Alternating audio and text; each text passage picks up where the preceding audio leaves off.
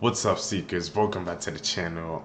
If you guys are new here, man, what we do is we break down scary and creepy videos, man, on the net, on the web, from YouTube videos to TikTok videos to IG videos. Anything weird, usual, unexplained, you can find right here on this channel. Just want to thank the seekers, man, who's been tapping in with us, man, subbing up to the channel. I greatly appreciate that, man. You guys are seeking the truth. We just like you, man. That's why you found us today, man, bro. So found this video for you guys today, man. Let's do what we do best. Seek the truth, seekers. Woman and her husband lived together for 40 years, until one day, the FBI revealed her husband's true identity. Bobby and Cheryl were a happily married couple for many years. They shared countless memories together, but that's not what happened. One afternoon, Cheryl was making tea. Suddenly, a group of policemen knocked on her door. Curious, she opened the door. The police broke into her home without explanation. Quickly went upstairs. Bobby was still sleeping. The police asked him his real name. Cheryl was confused by the situation at hand. She tried desperately to hear Bobby's answer, but all she could hear was a faint grunt. At that moment, Bobby was handcuffed, and a happy life was finally destroyed. Cheryl was very confused, because her husband hadn't been involved in any criminal activity. In fact, Bobby's arrest would shock the world. Follow me. Find out what happened next in part 2. Part 2? Here's how long animals can hold their breath, except the numbers slowly get more and more outrageous. Hippos, about 5 minutes. Kinda disappointing that the closest thing to an actual land whale taps out that fast, and that's not me fat-shaming them, it's scientifically accurate. Plus, real ones know. There ain't a whole lot to shame. Dolphins, about 10 minutes. Again, pretty mid for something that has to swim for a living. Sea lions, up to 20 minutes. Fun fact, sea lions are actually closer to being sea bears, the more you know. Emperor penguins, just under half an hour. And to do that, they slow their heart rate down to 3 beats per minute, and they have more hemoglobin than we do. Here's where it starts to get weird. Sloth, 40 minutes. To be fair, their ancestor was a giant marine sloth. But the animal that only ever goes swimming by accident, lasting longer than something that breathes air but has an address in the ocean, is kinda wild.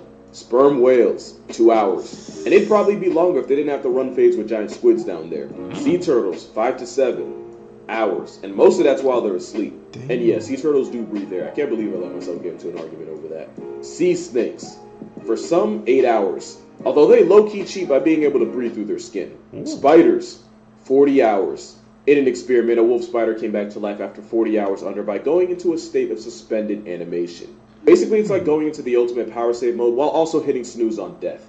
That's not even the last animal here. Scorpions, 6 days. The more you know.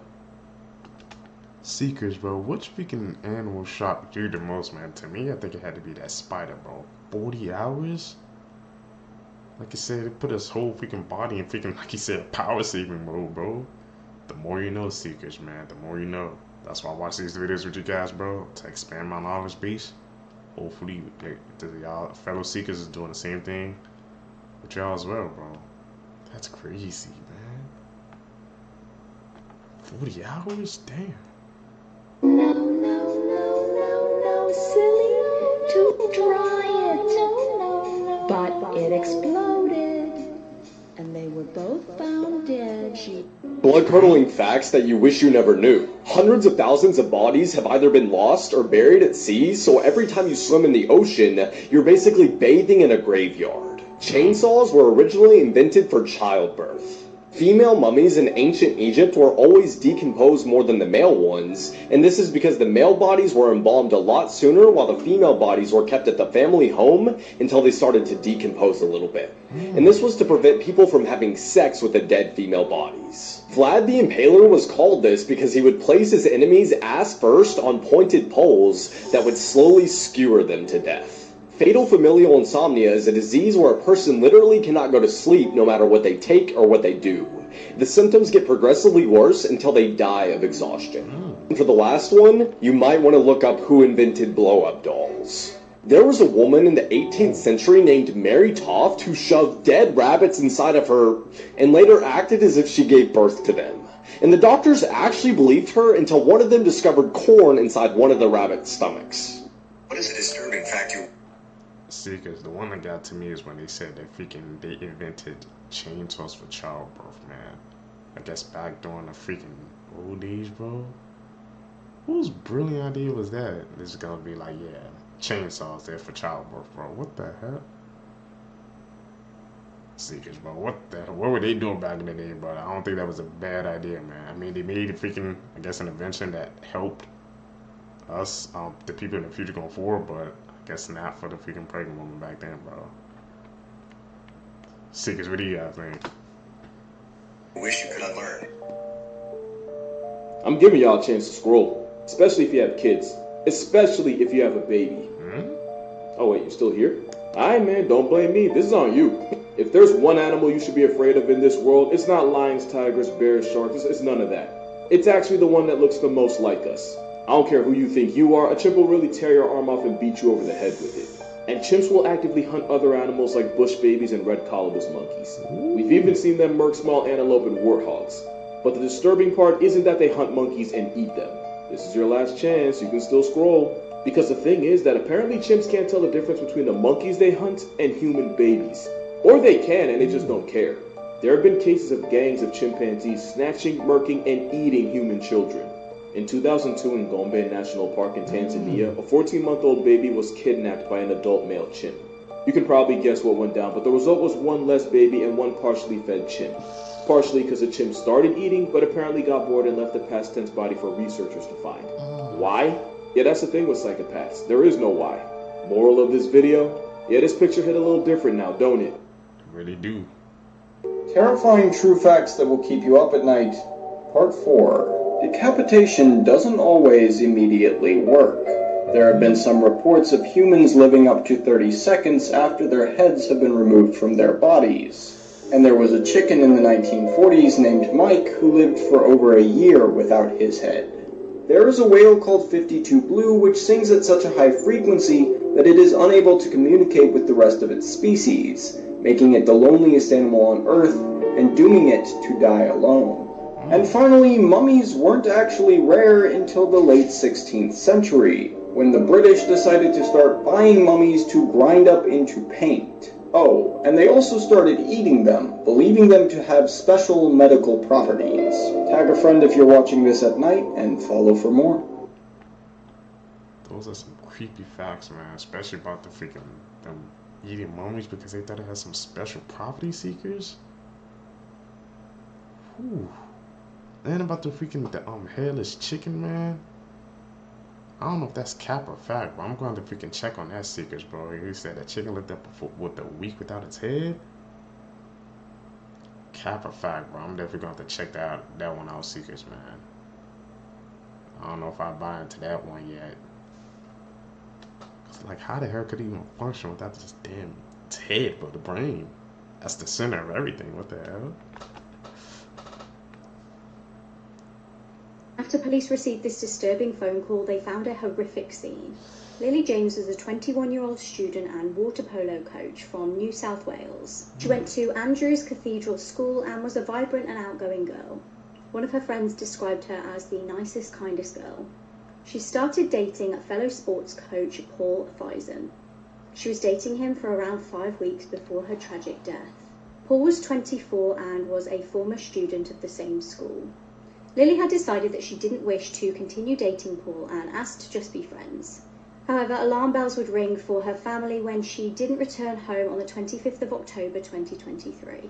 That evening, police received a very disturbing call. It was almost midnight and Paul had phoned police to report a body at the school. He apparently informed them that it needed to be investigated. Police rushed to the scene and found Lily's body in the school toilets. They deemed her death to be homicide and she'd been beaten with a hammer so badly she was unrecognisable. The next day they identified her body officially and they would begin the process of searching for evidence. CCTV captured Lily walking into the bathroom of the school that night at 7 p.m. Paul followed her into the bathroom and she was never seen alive again. Paul left the bathroom and it was discovered that he used Lily's phone to text her dad asking for a lift. Paul then drove away, dumping a backpack and the murder weapon. Chillingly, it would later be determined that Paul had actually been to a shop to buy a hammer the day of the murder, showing premeditation. After placing the disturbing 911 call, Paul vanished. A day later, a huge search began of the local area. On the 27th of October, another body was found. This time it was Paul. He'd taken his own life after taking Lily's. A group of tradesmen had spotted his body from a distance and he was identified through fingerprints. Lily's family have set up a GoFundMe in her memory. A 9-year-old... Freaking tragic case, bro. She just wanted to be friends, man. Just wanted to try to break it off. I guess friendly, she didn't try to do anything, man. He still couldn't take it and he did the unthinkable, bro. And then he did it to himself, man, because he couldn't face the freaking consequences of his actions, bro. Seekers, bro, that's what I said, man. Nowadays, bro, you have to freaking be careful with if you can try to get into a relationship with somebody, man, because you never know, but if you try to break it off, how they can react, when they can snap and turn to a completely different person, Seekers. Tragic case, man. 9-year-old boy goes to his twin brother's grave every day to tell him about school, even though they'd never met. Turns out the boy and his brother were identical twins. The brother died before he was born of twin-to-twin transfusion syndrome. But then something strange happened. Ever since the boy was born, he's had a strong bond with his dead brother. There were endless stories to tell. He was devastated by his brother's death. When he was only a few years old, he used to go to his brother's grave alone. He would tell him what had happened to him recently. He would bring his brother flowers. He would bring him snacks. This worried his parents. But one day, the boy went to school as usual, to visit his brother's grave. Suddenly, something unexpected happened. Find out what happened next in part 2. This part 2 is killing me, Seekers, bro. I gotta find him, bro. You gotta complete the story.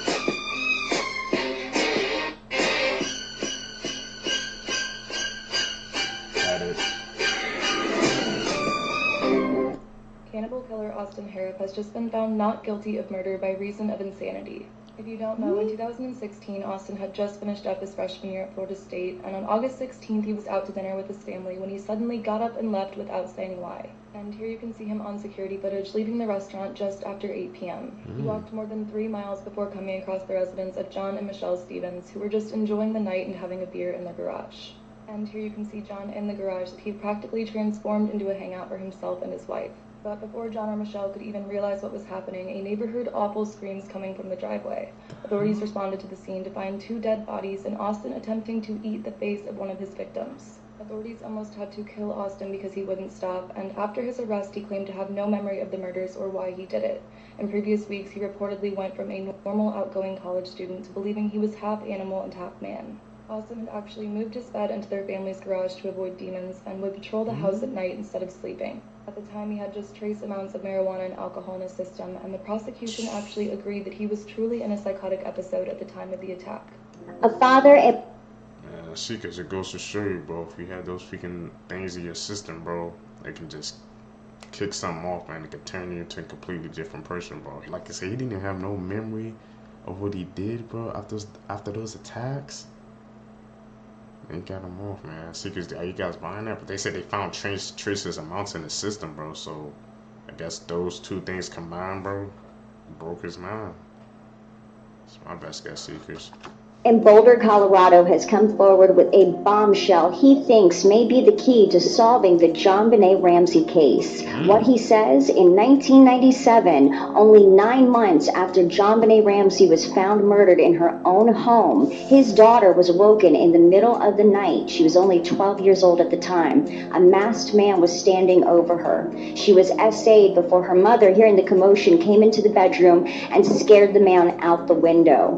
There are very eerie similarities within this case. Most notably, this girl knew JonBenét Ramsey. They had been in the same social circles. She lived less than 2 miles away, and this attack happened 9 months after JonBenét Ramsey's murder. The father, frustrated with police lack of response within the case, hires his own private investigator who finds similar cigarette butts that were found both outside the Ramsey's home and the place where the attack took place. Could this be the key to solving the case? Seekers, what do you guys think? Are those cases linked? This lady is one of the luckiest people in America. She accidentally threw out a scratch-off lottery card worth $1 million, and it was found by the owners of the store where she bought the card. Now, they could have kept it for themselves, but as Amber Cagliano explains, they had a different idea. This woman just won $1 million thanks to a very honest family. Leah Fiega was playing the scratch-off lottery like this. She thought she lost. She didn't even bother scratching off all the numbers. So she gave the ticket back to the owner and walked out of the convenience store. What happened next is pretty amazing. The owner finished scratching off the numbers. And guess what? It was $1 million winner. After I saw 1 million, I was dancing at the store.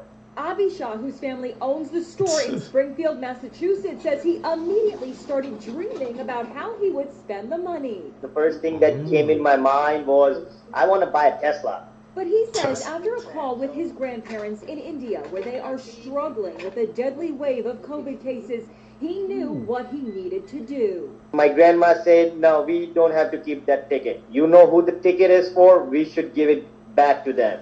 Abi says he recognized Leah as a regular customer. He drove to her office and convinced her to return to the store where she was handed back the $1 million ticket. She started crying like a baby. She freaked out. She can't even imagine like we did that to her. She was like, I have never saw such a honest people like you in my life. Secrets, man. If you guys found that $1 million ticket, bro, tell me, guys, would you guys return it or keep it, bro? Because like I said, not too many people, bro, would do what he did. It's like his grandparents had to convince him, bro. They said like, nah, that ain't right, just give it back to him, man. But Secrets, could you guys truly do that? 1 mil, bro? That's where a lot of people, that's where their test will come in, bro. You see what type of person they would be, man, if they're going to give it back or if they would keep it, bro. I got to see you guys' comments down below on that one, man.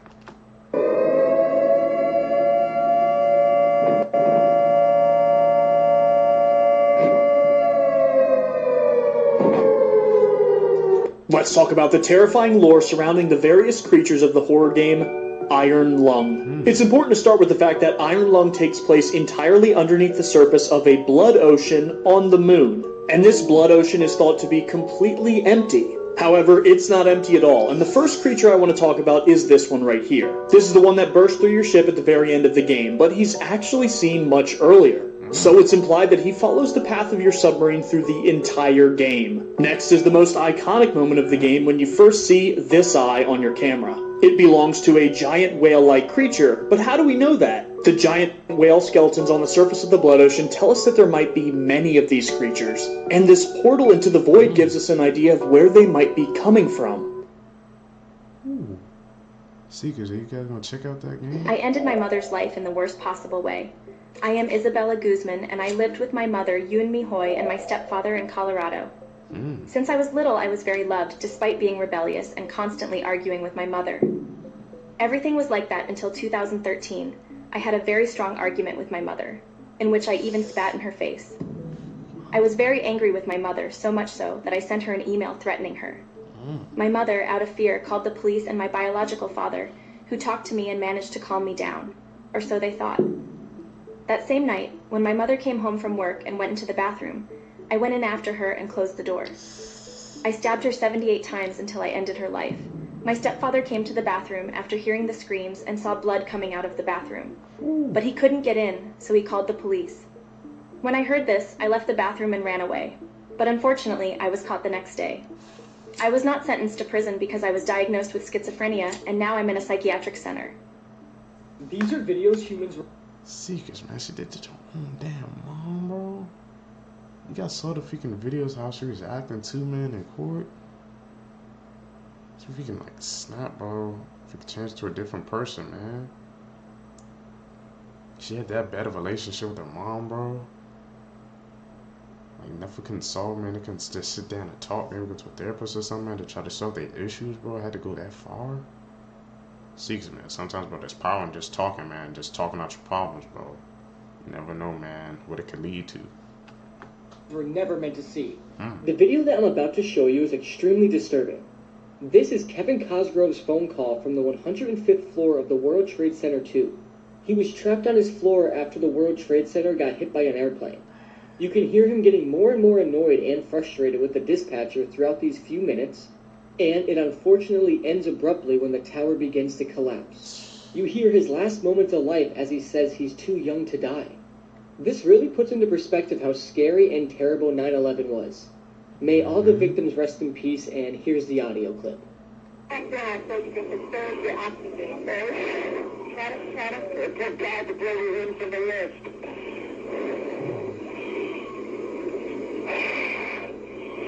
It's really there, it's black, it's iron.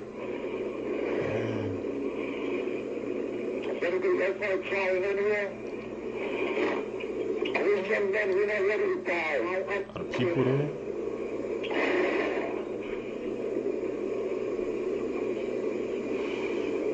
I don't need to get my ass down. I need oxygen. They'll have a lot of apparatus on the doesn't feel like it, lady. You could have been from all over. Could have been from Jersey. I don't believe you're Ohio.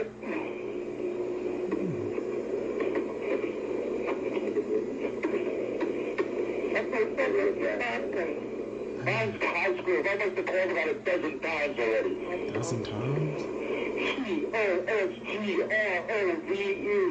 Yeah, my wife thinks I'm all right. I called her and said I was leaving the building. I was fine, and bang. And I went to go down here. Cherry. That cherry, that cherry next to him. 105.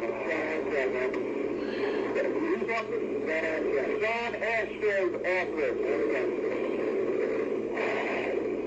That's what he said.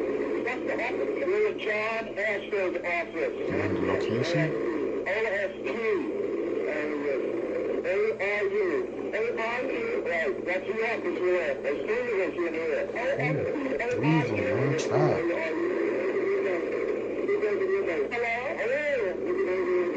We're looking at the financial center. To feed us 2 broken windows.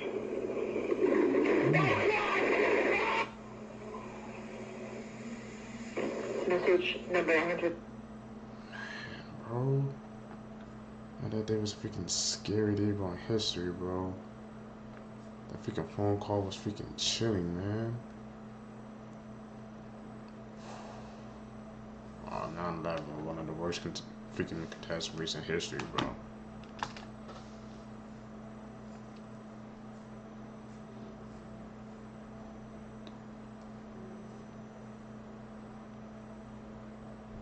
This is the gruesome case of Linda Spence explained. Linda Spence was working as a financial advisor in Scotland and was reportedly involved in some shady dealings, accepting multiple deposits from elderly people for flats which were never built. In 2010, 27-year-old Linda Spence began to negotiate a deal for what she claimed was a valuable parcel of land near Stansted Airport, and as part of this deal, she produced some handmade bond certificates she claimed were issued by the government of Denmark. She attracted an investment of £80,000 from Colin Coates, a man with something of a reputation for being involved in criminal enterprise. While looking for further investors for her project, she traveled to the United States, where the fraudulent bonds caught the attention of the FBI, and she quickly left the country. Linda's house of cards was beginning to crumble around her when she returned to Scotland, and she ignored repeated attempts at contact from Mr. Coates, who was beginning to be concerned about his investment. Coates then took matters into his own hands by snatching Linda from the streets of Glasgow in April 2011. Coates hired 2 associates to watch Linda while she was held captive. Linda's disappearance was investigated by police, who quickly identified Coates as a person of interest based off their financial dealings. However, Coates denied any involvement in her disappearance, and the investigation appeared to stall. At this point, Linda's family has become aware of her sketchy dealings and maintained hope she had simply just fled the country. However, Coates was eventually betrayed by a witness who became concerned for his life due to his knowledge of the crime and Coates' constant threats to silence him. He then went to the police, naming Coates as her kidnapper, and gave the names of the associates who had guarded Linda during her ordeal. Upon being arrested, the 2 associates agreed to give evidence against Coates in return for reduced sentences. They reported that Linda was kept alive for over 2 weeks, during which time she was humiliated and tortured by Coates. She was tied to a chair and forced to sit in her own waste, had her thumb cut off, her kneecaps shattered with golf clubs, her feet completely crushed, and her hands completely burnt with an iron. Coates' associates both claim they did not witness Linda's eventual murder, but believe that Colin Coates decapitated her and put her body in the boot of his car. In the days after Linda was believed to have been killed, Coates asked a friend to borrow his boat, but was turned down. Colin Coates was found guilty of Linda Spence's murder, but has also denied any involvement. Linda's body has still never been found, despite ongoing extensive searches by the police of Scotland. And they say this case will not be closed until Linda is found. This case is absolutely sickening, but Linda Spence did steal $80,000 from a man who was known to be involved in criminal activity. Not saying she deserved what happened to her at all, I'm just saying she messed with the wrong person and got the full consequence of it. Rest in peace to Linda Spence, and I hope her body is found soon. Man, the things people do for freaking money, bro. Yeah, how her freaking scam was going like so far, bro. She freaking scam like freaking Denmark, bro, and she made like handmade freaking like documents and stuff. She was getting away with it until, like you said, it all came crumbling down, bro, which led to her end, man. Money, bro. It's like once you get caught, bro, in that lie, you have to try to do something else, man, to spin it, bro, until it becomes it's too late. She went through all that, bro, just for some money, man. And today, as a young man, I can begin to pay for that. I can never give back what I've taken. But I hope that this situation doesn't end as tragically as it began, and that someday something positive can come from this tragedy. Okay, what's going on there? Can somebody tell me? Okay, I need to know what's going on. I'm sorry. What's going on?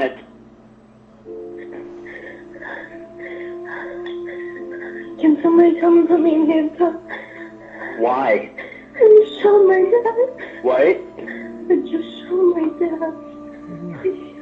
You just did what to your dad? I just shot him. You just shot your dad? Okay. Where's your dad? He's in the bedroom.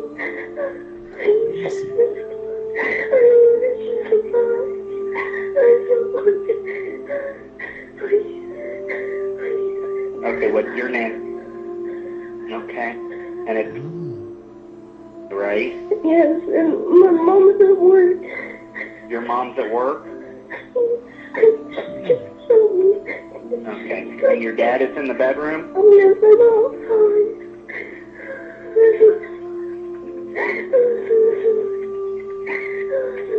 Where did you shoot your dad? In the head? Where's the gun? It's in the bedroom. It's in the bedroom? No, you don't have it? Bedroom. No, I don't have it. It's in the same bedroom? What? It's in a different bedroom. Which bedroom is it in? It's in the bedroom across from his, where we keep the gun.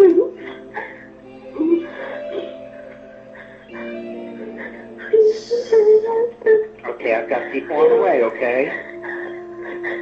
You do not have the gun, right? No, I don't. Okay, where are you? I'm outside by the truck. Outside by the truck? What happened? I don't know. You don't know what happened? You just shot him? What? I don't know. I don't know. This story is... She couldn't like freaking even explain what was going on, bro. Secrets? Like, what the hell?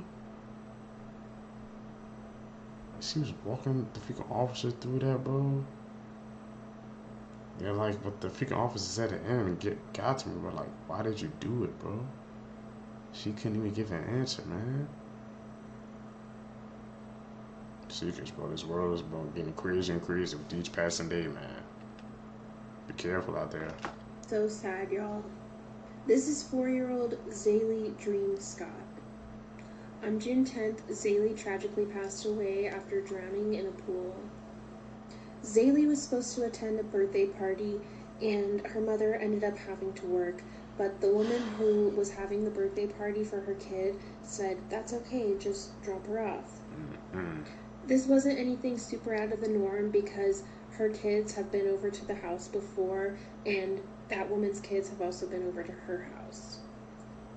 Zy'Dream ended up getting dropped off at the party by her father, and when he dropped her off, he made a point to have floaters on her and told the family do not take them off because she can't swim.